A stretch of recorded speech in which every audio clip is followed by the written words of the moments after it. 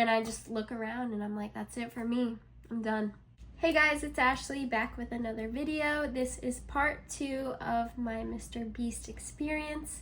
And in this video, I'm going to be focusing specifically on Beast Games and the TV series that we filmed in Toronto, Canada. If you haven't watched part 1 where I talk about being a part of Mr. Beast's YouTube video, make sure you go watch that part first. And now it's time for this. So where I left off in part 1, I made it through all 4 challenges in Las Vegas, and now there's 1,000 contestants left. And now it's time to go to Canada. We left for Canada, I'd want to say about a month after the whole Las Vegas filming. So flash forward, it's a month later. I actually fly into Buffalo, New York, and I stay there in a hotel for a day with other contestants. And then we had to wake up super early, like 6 a.m. to get a bus. I want to say it's like a 3 or 4 hour bus ride over to Toronto, Canada. So on the bus, they brought us food. We get to Toronto, we check into the hotel, and here we go, all over again. But this time, we're not locked inside of our rooms, and we have a lot more freedom. The food at the hotel was super good. So we had breakfast, lunch, and dinner buffet laid out for all the contestants. We had access to the gym. We had access to snacks like applesauce, chips, Gatorade, whatever we needed, it was all there provided for us. There were also tons of board games that we could play and just kind of mingle with other contestants. So overall, lots of freedom compared to Las Vegas. And I'm super thankful for that because we ended up staying at this hotel for 3 whole long days. If we weren't able to build relationships and talk with other people, it would have been very boring. So you could imagine we're talking to each other, we're building relationships, we're having fun with one another for these 3 days. And that to me was already exhausting in itself. So I was pretty tired before the challenges even started because I tend to be more of an introvert, and here I am having to talk with so many different people and building these amazing relationships. Okay, and then we get told that the next day we're gonna leave and we're gonna get started with the filming process. So it's the next day, we're all in line waiting for our jerseys and our outfits so that we could put them on. We have to turn in our electronics, and also we had to make a bag of our toiletries, so like toothbrush, toothpaste, deodorant, any hair products, any makeup that you wanted to bring.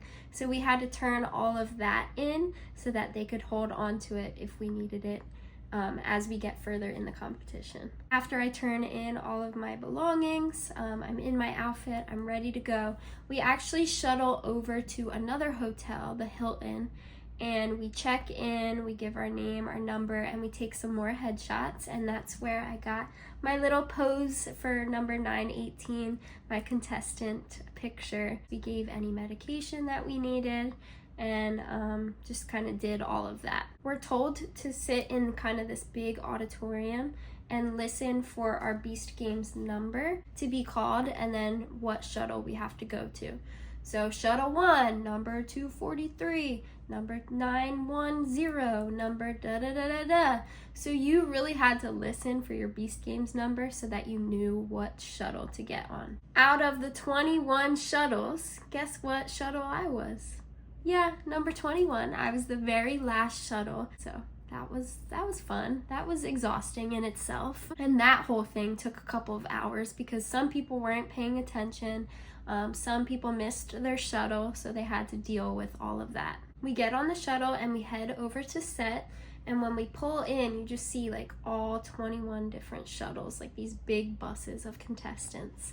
And we pull up, we're the last bus to pull up, and we see all the contestants getting out of their bus and like rearranging their order and then getting back on the bus. So we were like, that's weird. So we do the same thing. We get out and they're calling us by number and where we have to stand, and then we have to get back on the bus and sit with that person. I'm number 918 and I'm sitting next to number 2, like Beast Games contestant number 2. So if you think back to the flag challenge, this is a contestant, somebody that ran to grab flag number 2. So I ended up talking to this guy. His name's K-Dog. Shout out to you if you're watching this. And I'm freaking out because what if I'm sitting next to him because I'm going against him? So many what ifs going through my brain right now.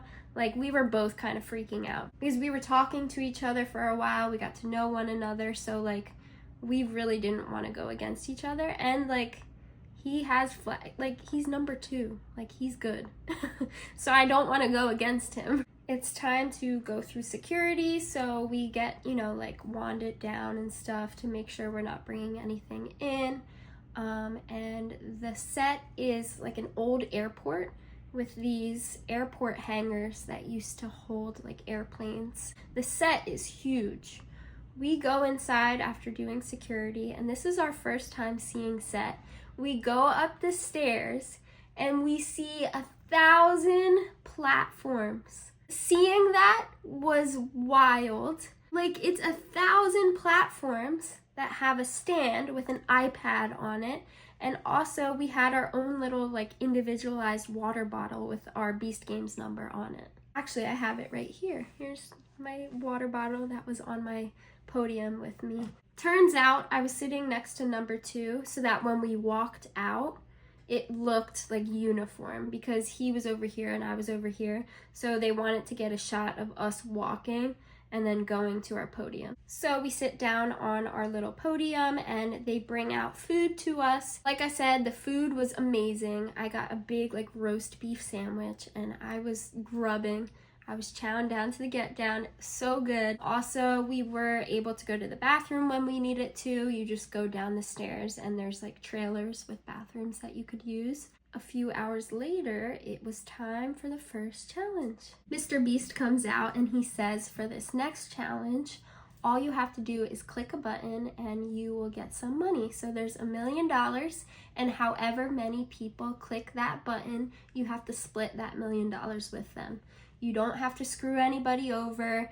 You don't have to get anybody out except for yourself. If you do click this button, you're gonna get some money and you are gonna be out of the challenge. I'm here to win the $5 million. I'm not just gonna click a button and be like, okay, I'm out, I'm leaving. I'm not clicking that button. So that was the first challenge that we went to set for. After that, they're like, okay, we're gonna take you guys back to the hotel. You won't have your phone. You will get your luggage back so that you can change into clean clothes. You're gonna go back to the hotel. You're gonna wake up the next day. You're gonna eat some breakfast, and then we're gonna come back to set to film the rest of the challenges. Right then and there, I'm like, that's it? That's all we're doing tonight? That was so easy. Okay, so next day, I wake up, we shuttle back to set, and now my heart is racing.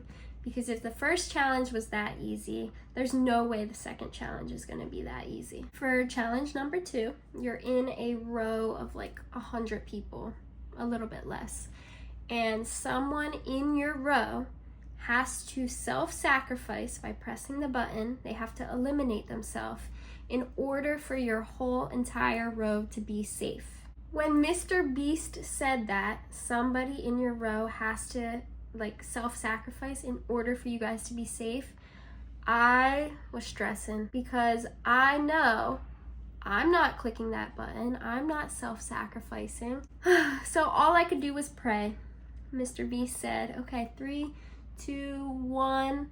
As soon as Mr. Beast said 1 and the game started, my entire row lit up green, meaning that we were safe. Immediately, I was bawling my eyes out because I couldn't believe that someone in my row self-sacrificed just for us to move on, and so quickly. People are screaming at each other in the other rows for somebody to click it.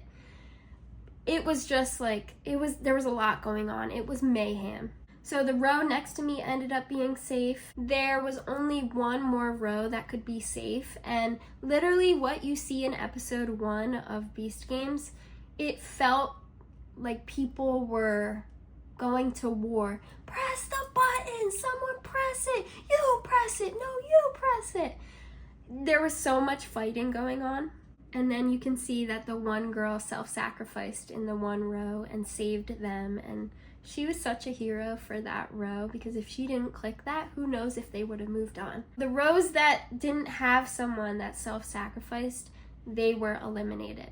Keep in mind, it was the first 2 rows, numbers 1 through 200 or something like that, gone just like that.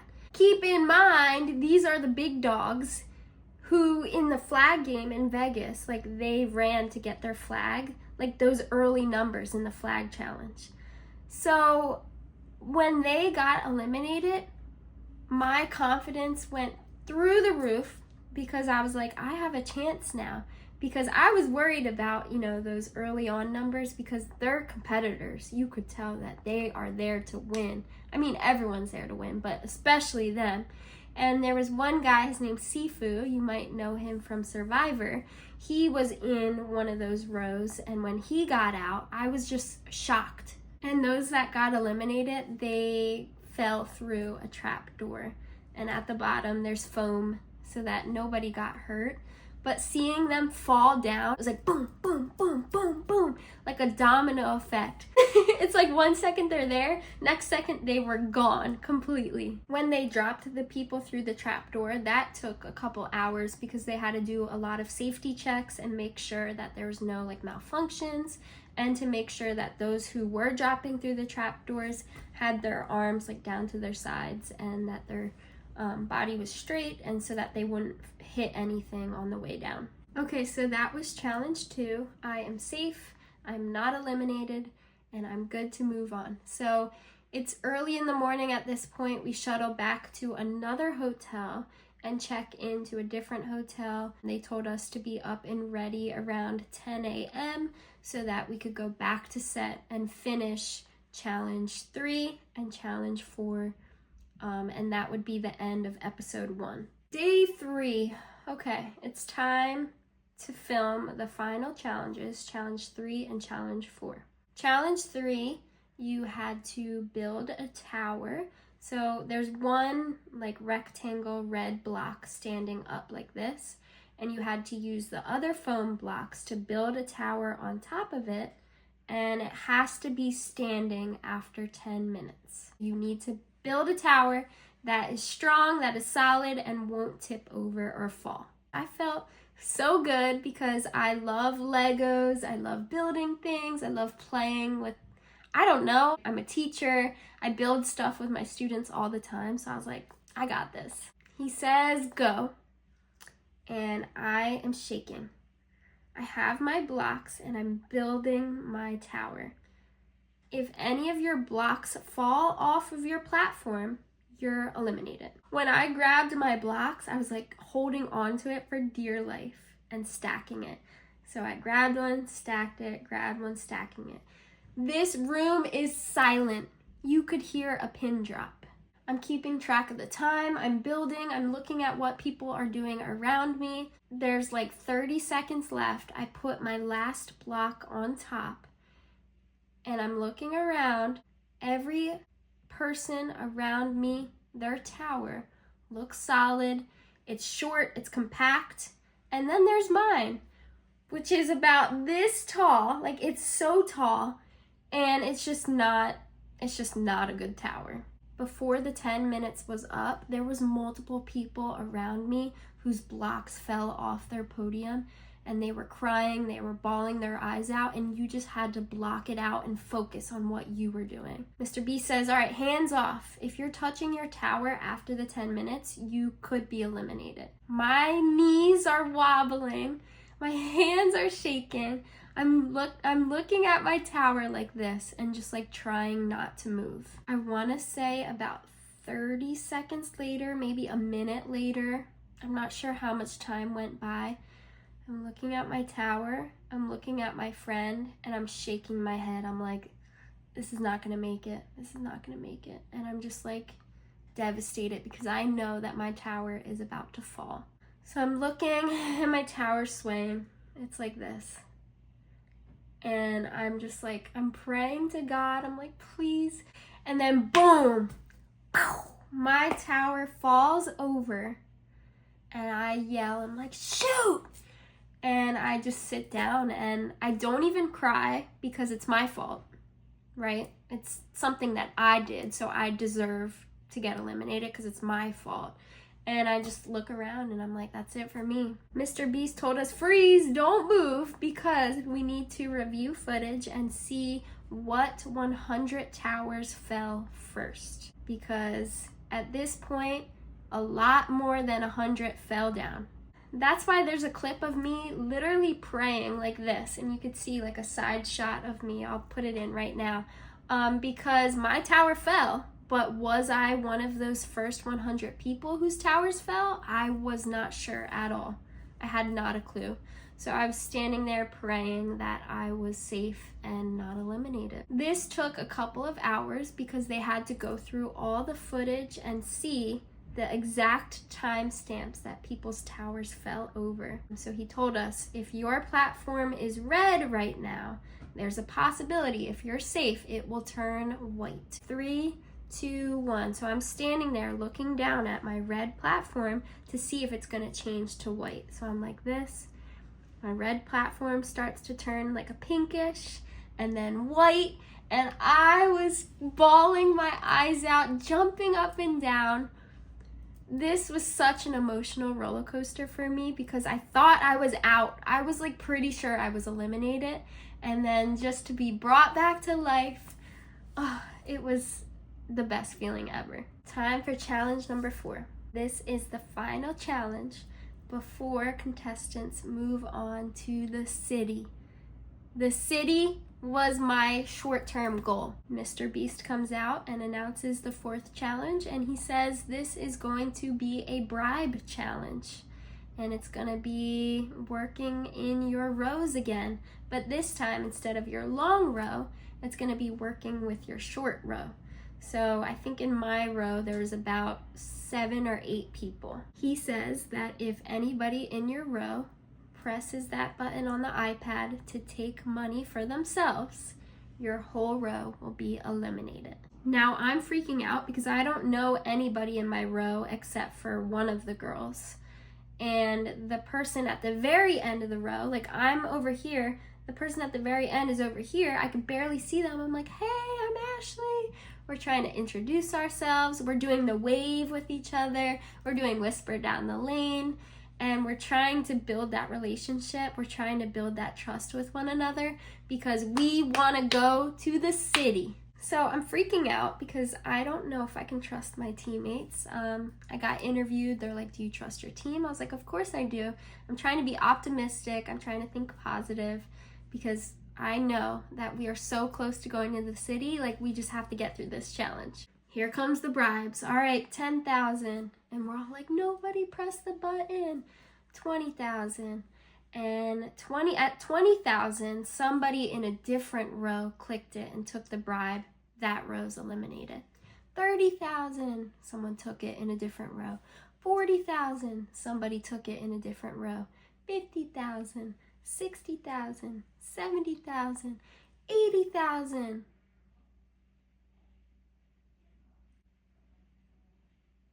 You're joking.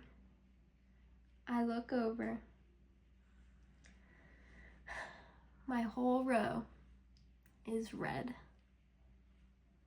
And I am now eliminated. Turns out one of the girls in my row, kind of further down that I didn't know whatsoever, she stood up. We were all sitting down, like we were like, no, nobody take it. And I was feeling pretty confident. We were so close to going to the city. I look over, she stood up. We're all screaming, no! She presses that button and she takes the $80,000 bribe and we are all out. Yeah, I couldn't believe it because Mr. Beast did 90,000 after us and then he did 100,000. And after 100,000, all the players that were left got to move on to the city. The hardest part about all of this was that all my friends, literally all my friends, made it through to the city. And Mr. Beast told us that if you got eliminated, you need to stay on your platform while everybody else that made it through is going to walk past you and they're going to go to the city. So I'm standing there on my platform as hundreds of people are just walking past me. So I'm hugging all my friends as they go by me and they're saying goodbye to me, and we're all crying because they all made it through except for me. And I got unlucky. The girl in my row she took the money for herself and got us all out. So all the people that were safe, moved on and they exited the filming set, and it was just those that were eliminated that stayed on their platforms. And they did the safety check. They made sure that we were ready to get dropped, and the trap doors open, and I fell, a few feet down into this big foam pit. It was actually scary. It was very fun, but it was scary. And that's how I went out of Beast Games. They took us to go get our luggage, to get our electronics, and to get, all our belongings. And they shuttled us back to the hotel and booked our flight, and I left. That was it. That was it for my Beast Games experience. Short-lived, but I couldn't be more thankful for the experience that I've had. I met the most amazing people of my life and friendships that will last a lifetime. I'm super sad that I wasn't able to move further on. I really just wanted to get to the city. That was my short-term goal, and then see how long I could go after that. I told all my friends, let's go play soccer in the city because they have a whole soccer field, and I never got to do that with them. So I'm definitely upset about it, but there's nothing I can do about it, and you just gotta move on, right? That's all you can do. Every Thursday, a new episode is going to come out. There's 10 episodes total, so you have to wait until the 10th episode to see who that $5 million winner is. Like I said in my last video, if you have any questions about my experience on Beast Games, if there's something that I talked about that you want to know more about, or maybe there's something that I didn't talk about and you want to know, comment it down below so that I can do a question and answer video for you guys. Mr. Beast, thank you so much for this opportunity. This is something I will never forget. This was the best time of my life, and I'm so grateful for this whole experience. Being a part of history, the biggest game show in history, is just like, I can't believe it. Make sure you follow me on Instagram. I have some pictures on there from Beast Games, and I actually went to a premiere in Los Angeles, so you can check out those pictures. And also be sure to follow me on TikTok because I make videos on there too. Thank you guys so much for watching. I will see you guys when I make my next video. Bye!